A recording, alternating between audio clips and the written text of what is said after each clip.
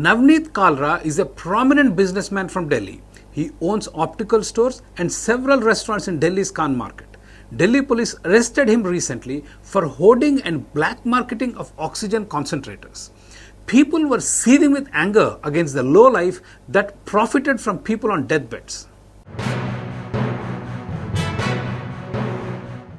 Navneet Kalra's father, Dayal Kalra, established Dayal Opticals in 1961. After Navneet took over from his father in 2011, he expanded the stores to 8 locations, reaching a turnover of 46 crore rupees. Navneet is also in the restaurant business. Khan Chacha is a Delhi's iconic restaurant known for its rolls. It was started by Haji Banda Hassan in 1972. It shut down in 2009. Navneet Kalra entered into a partnership with Hassan and Sons and revived the restaurant in 2010. In 2016, the partnership fell apart and a bitter court battle ensued. Navneet Kalra and Haji Hassan Sons reached an out-of-the-court settlement. As a result, Kalra became the owner of the Khan Chacha brand. Khan Chacha has expanded to 14 branches with a turnover of 25 crore rupees. In addition, he is associated with 4 other high-end restaurants in Khan market, including Nej and Ju. Kalra clearly is a gifted businessman. His father ran the optical store for 50 years. But after Kalra took over from his father, he grew the business to 8 locations with 46 crore rupees turnover.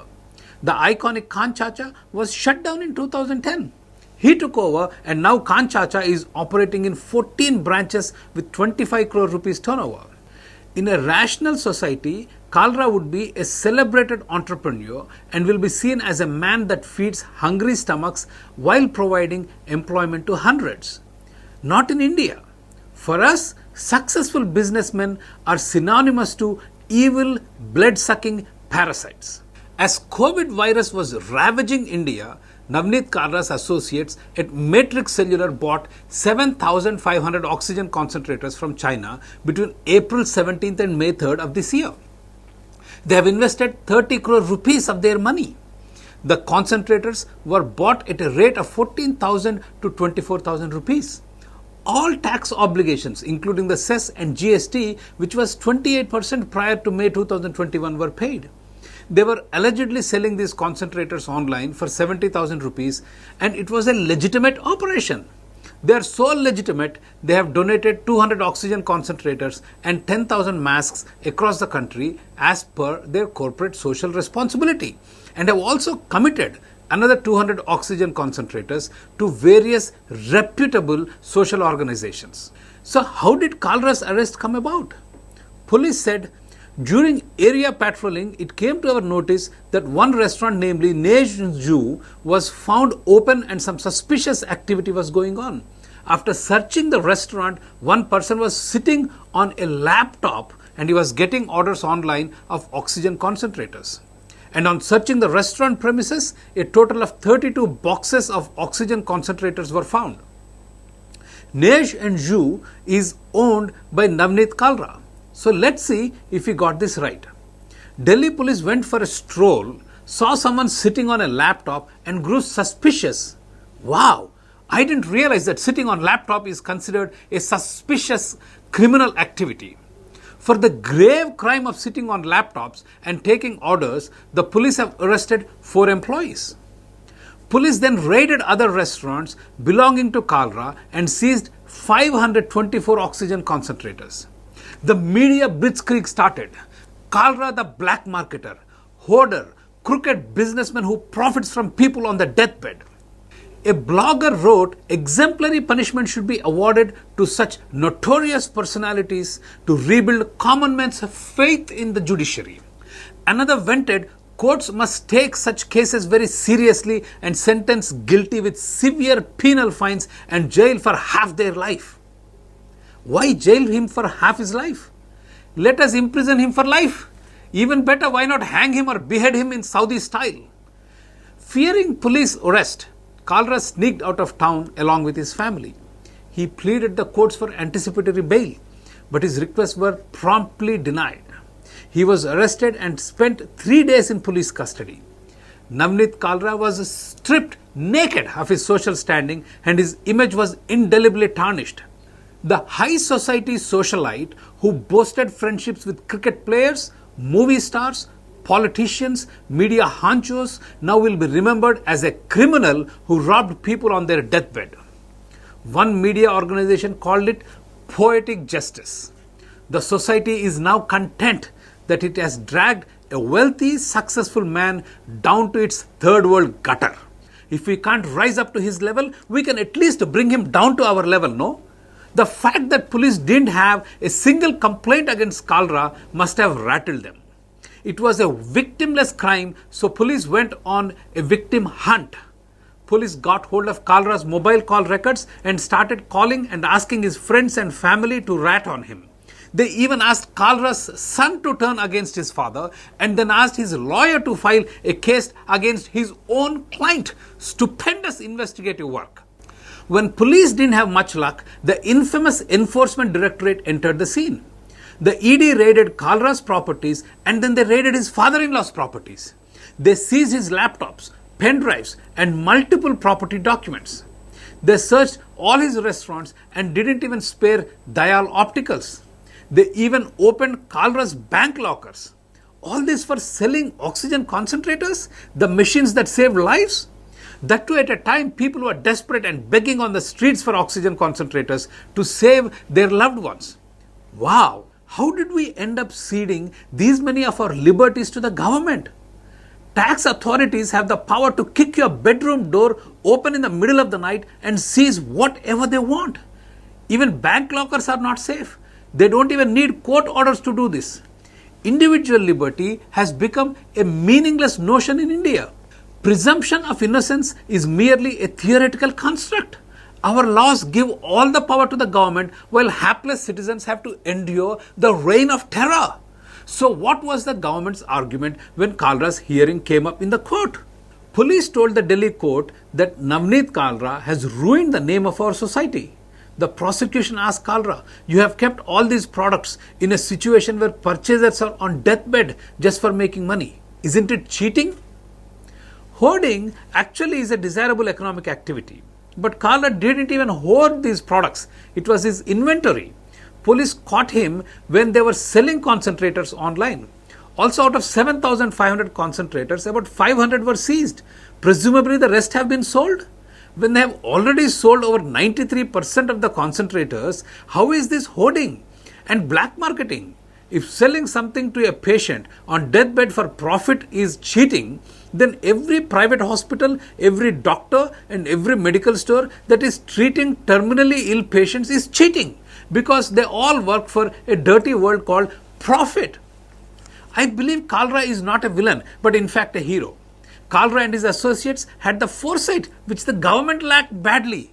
They saw that people would die for lack of supplemental oxygen and imported 7,500 life-saving oxygen concentrators from China, risking 30 crore rupees of their own money. They paid all the taxes.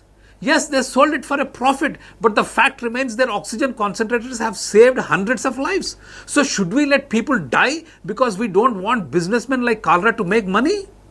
High profits act as an incentive to make businessmen risk their personal savings and hunt the globe for oxygen concentrators. If I am on a deathbed, I would be willing to spend everything I have to save myself. What good is my wealth to me if I am dead? How is it moral for me to hang on to my material belongings while I'm on my deathbed and then expect the rest of the world to have a charitable heart and subsidize my treatment? Police claimed that while Kalra was ripping people off, websites like India Mart were selling 5-liter concentrators for 35,000 rupees. Wait a minute. So people did have a choice of buying concentrators from others at a lower price point. So nobody put a gun to buyers' heads and made them buy expensive Navneet Kalra oxygen concentrators. In fact, a quick search on Amazon I did for oxygen concentrators revealed that the highest priced concentrator sells for 3.1 lakh rupees and the lowest one is as low as 11,000 rupees. People have a choice between high cost and low cost products. Here comes the best part. The government tells the court that Kalra's concentrator is useless and as good as a dabba.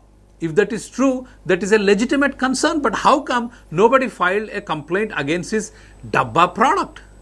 Why is the police begging people to come forward against Kalra, including his own son and lawyer? It gets better. After police seized over 500 of Kalra's concentrators, what do they do with them? They distribute them to COVID care centers for free. For free! Did they not accuse and arrest Kalra for selling useless Dabba concentrators?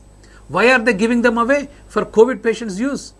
Isn't this legalized robbery of Delhi police? Kalras is not an isolated case.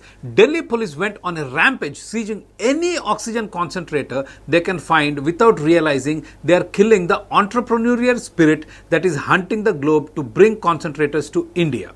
They were basically killing the goose that lays golden eggs. The mindless, knee-jerk overaction of the police must have cost the lives of scores of people.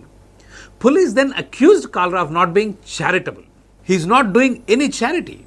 Had you sold it on a cost price, it would have been charity, but you sold it at a much higher price, end quote. But let us see how charitable the government has been towards its own citizens. Delhi police have arrested two life-saving COVID businessmen, Vinay Agarwal and Akash Vasisht, for indulging in black marketing of oxygen concentrators. Their crime?